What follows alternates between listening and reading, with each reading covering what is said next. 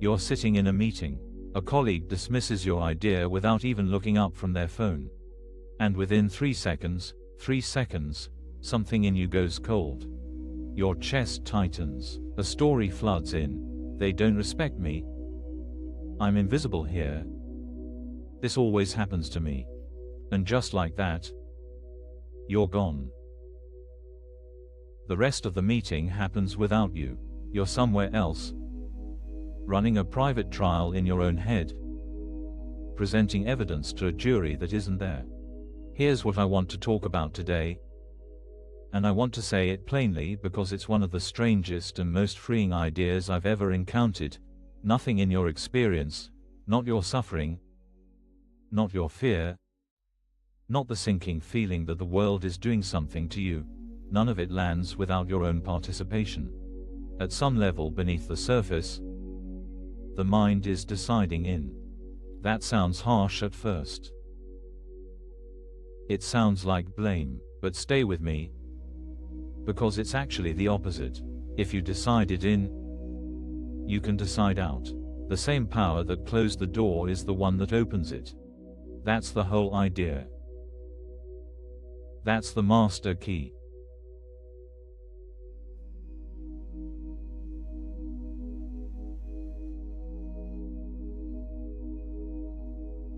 Let me offer a picture that helped me.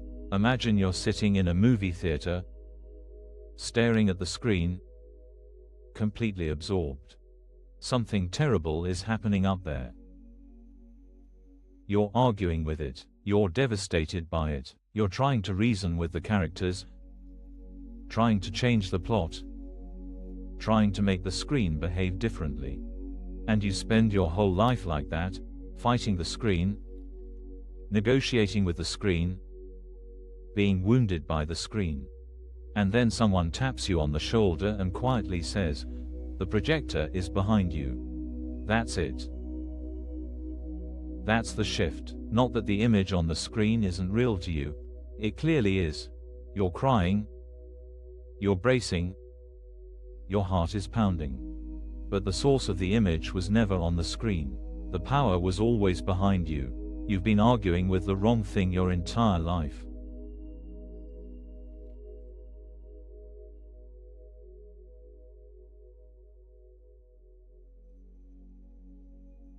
Once you see this, you start to notice the pattern everywhere. It has a specific shape. Something happens, a real trigger, an actual event. Someone doesn't text back. A boss uses a certain tone. A stranger cuts in line. And then, faster than thought, the mind writes a story about what it means. Not just what happened, what it means. They think I'm not important. I'm being disrespected. I'm not safe. I'm alone. And here's the thing most of us miss. After the mind writes the story, it forgets that it wrote it. It hands the story to you as if it came from outside. As if it were the news. As if it was simply the truth about your life. And then you react, with hurt, with anger, with that particular flavor of exhaustion, to a story your own mind just handed you 3 seconds ago. Back to that meeting. You go home. You're still in it, and then, sometime that evening, your phone buzzes. It's the colleague. They followed up to say they actually loved your idea and want to build on it. They were distracted earlier because their kid was sick. And you sit there for a minute, holding your phone, and you realize, I lost 3 hours of my life. 3 hours. To a story that had nothing to do with what actually happened. The trigger was real. The reaction was automatic, but the suffering was self-authored.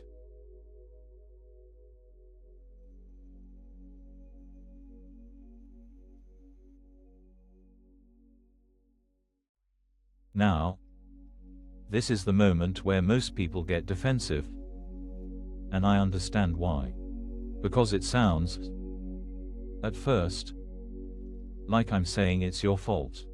Like every hard thing that's happened to you was something you brought on yourself. That's not what this is. That's the ego's version of this idea, and it's a distortion. Responsibility and blame are not the same thing. Blame is the courtroom. Blame is, you did this. You should have known better. You deserve to feel bad. Responsibility is something else entirely. Responsibility is, I have a hand in how I'm experiencing this. Not the event, the experience. And if I have a hand in it, I have options I didn't know I had. This is the turn. Because if my suffering is being generated, at least in part, from inside me, then I am not a passive receiver of whatever the world throws at me. I'm not a leaf in the wind. I'm not a victim of every mood, every look, every tone of voice. There's a projector behind me, and I have a relationship with it. I can approach it. That's not a burden. That's a homecoming.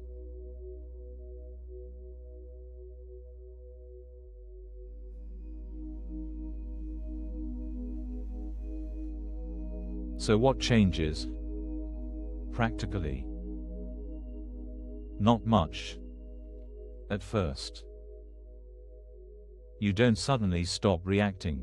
The 3-second story still floods in. The chest still tightens, but something new becomes possible. A tiny gap opens up between the trigger and the story, and in that gap, one quiet question: did I decide this? Not did I decide the event. You didn't decide the colleague looked at their phone, but did I decide what it means? Did I decide that this moment gets to end my afternoon? Did I decide that this is another episode in the long-running show called I Don't Matter? And sometimes, not always, but sometimes, just asking the question is enough to loosen the grip. You feel the story you were about to sign for, and you set the pen down. You don't have to sign. You never had to sign. The projector is behind you, and you have a hand on the dial.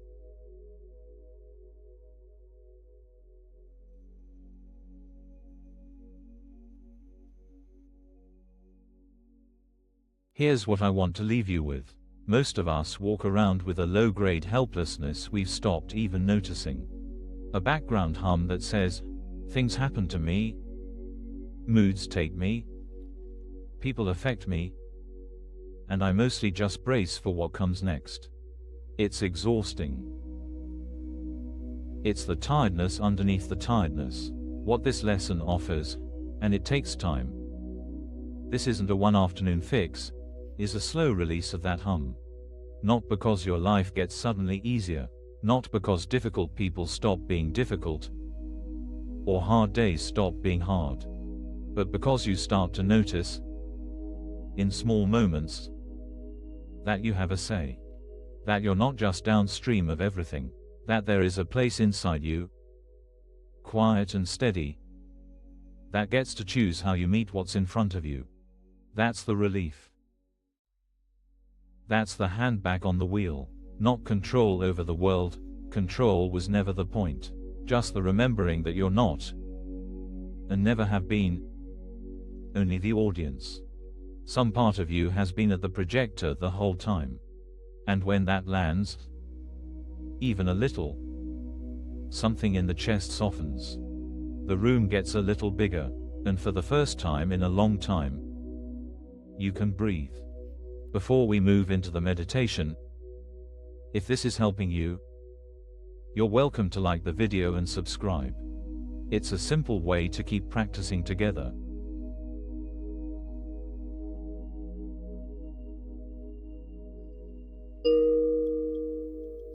Let's take a few minutes to let this settle. Nothing to figure out, nothing to fix. Find a comfortable place to sit. Let your shoulders drop, let your jaw soften, feel the weight of your body meeting whatever is holding you, the chair, the floor, the bed. Breathe in. Breathe out. Let the breath find its own rhythm. You don't have to help it. Notice where you are right now, not the story of your day. Just this, the temperature of the air, the small sounds in the room, the quiet hum of being alive in this moment. And now, gently, notice the mind. It's still moving. It's still narrating. That's okay. Let it move. You don't need to argue with it. You don't need to silence it. Just remember, softly, that you are not the story it's telling. You are the one noticing the story. Behind you, something steady. Behind the noise, something quiet. Behind the reactions of the day, something that never actually left. Let yourself rest there. In the quiet behind the noise. You don't have to hold anything up. You don't have to defend anything. You don't have to be anyone in particular right now. Breathe in. Breathe out. If a difficult thought arrives, let it come. Let it pass. You don't have to sign for it. You don't have to follow it home. Feel how much space there actually is, more than the mind usually admits. Whole rooms of quiet you'd forgotten were here. Rest a little longer. There's no hurry, and when you're ready, not before, let your attention widen. Notice the room again. Notice your body again. Notice the breath, still moving on its own. Carry a little of this with you. Just a little. The quiet is still here. The steadiness is still here. It goes where you go. Whenever you're ready, gently open your eyes. We're glad you practiced with us today. If it's helpful, a free digital copy of A Course in Miracles is available via the link in the description. You're also welcome to leave a short comment like, "I am grateful. Thank you for being here." Really, it's a strange and generous thing to sit with an idea like this, and I don't take it lightly that you gave this time to yourself today. Be gentle with what you noticed.